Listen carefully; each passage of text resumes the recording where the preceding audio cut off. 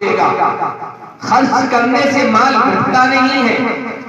خرچ کرنے سے دولت میں کمی نہیں ہو جاتی ہے۔ نبی پاک صلی اللہ علیہ وسلم اپنے خادم سیدنا بلال رضی اللہ تعالیٰ عنہ سے فرمایا کرتے تھے، انفق یا بلالا ولا تخش من ذی العرش اقلالا، اے بلال خرچ کرو، عرش والے کے خزانوں سے کمی کا اندیشہ اور خوف اور ڈر مت رکھو۔ اللہ کے نبی صلی اللہ علیہ وسلم نے بیان فرمایا کہ ما من یوم یصبح العباد فی الا وملکان ینزلان من السماء فیقول احدهما اللهم اعط منفقا خلفا ویقول الاخر اللهم اعط ممسکا تلفا، کہ ہر روز جب صبح ہوتی ہے بندے صبح کرتے ہیں، آسمان سے دو معزز فرشتے اترتے ہیں، ان میں سے ایک فرشتہ یہ دعا کرتا ہے، اے اللہ جو تیری راہ میں خرچ کر رہا ہے تو اس کے مال کا بدل عطا فرما، عوض عطا فرما، اس کے مال میں برکت عطا فرما۔ دوسرا فرشتہ بددعا دیتا ہے، وہ کہتا ہے جو تیری راہ میں اللہ خرچ نہیں کر رہا ہے، سینت کر کے رکھ رہا ہے، جمع کر کے رکھ رہا ہے، یا اللہ اس کے مال میں بربادی ڈال دے، بے برکتی ڈال دے۔ مال خرچ کیجئے، فقر و فاقے کا اندیشہ نہ کیجئے، تنگ دستی سے نہ ڈریے۔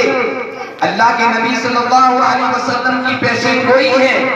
کہ یہ امت فقر و فاقے میں مبتلا نہیں ہوگی۔ صحابہ نے فقر و فاقہ سہ لیا، برداشت کر لیا، اب یہ امت مالدار رہے گی، فقر و فاقے کا اندیشہ نہیں ہے۔ ایک موقع پر بحرین سے مال آیا تھا اور اللہ کے نبی صلی اللہ علیہ وسلم کے دربار میں آیا۔ اس وقت مال رکھنے کے لیے تجورے اور تجوریاں اور خزانے نہیں تھے، الماریاں نہیں تھی۔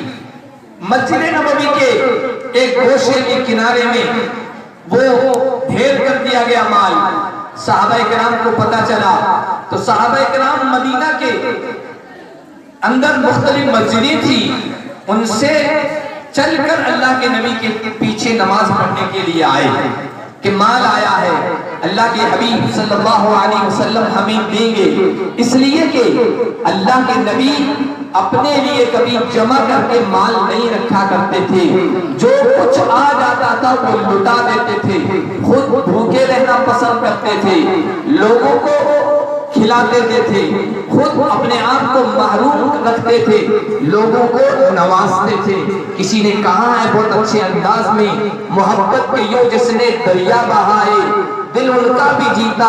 جو سر لینے آئے، بندہ نوازی کے یہ جوہر دکھائے، خود کھائے جو اور جواہر لٹائے، خوشی اپنی غیروں کے غم میں بلا دی، دیا درد جس نے اسے بھی دعا دی۔ نبی کبھی مال جمع کر کے نہیں رکھتے تھے، دوسروں کو دیتے تھے۔ صحابہ کو حضور کی عادت معلوم تھی۔ ایک مرتبہ عصر کی نماز آپ نے پڑھائی، عصر کی نماز پڑھانے کے فوراً بعد لوگوں کے کاندھے پھلانگ کر حضور اپنے حجرے میں گئے۔ صحابہ کو بڑا تعجب ہوا، اللہ کے نبی کا یہ معمول نہیں تھا کبھی کہ اس طرح لوگوں کے کاندھے پھلانگ کر اپنے حجرے میں گئے ہو۔ کوئی مسئلہ پیش آ گیا ہوگا، کوئی اہم معاملہ پیش آ گیا ہوگا، صحابہ غور و فکر کر رہے تھے، اتنے میں حضور صلی اللہ علیہ وسلم واپس تشریف لے آیا۔ تو صحابہ کرام رضوان اللہ علیہم اجمعین نے کہا، یا رسول اللہ ہمارے لیے کوئی خدمت ہو تو بتائیے کیا معاملہ پیش آ گیا؟ کہا کوئی ایسا معاملہ نہیں تھا، اصل میں میرے گھر میں سونے کی ایک ڈلی کہیں سے آ گئی تھی، سونے کا ٹکڑا تھا،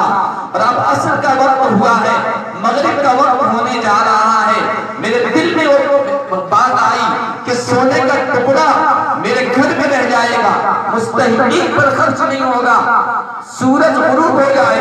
رات آ جائے، نبی کے گھر میں یا تو سونا رہے گا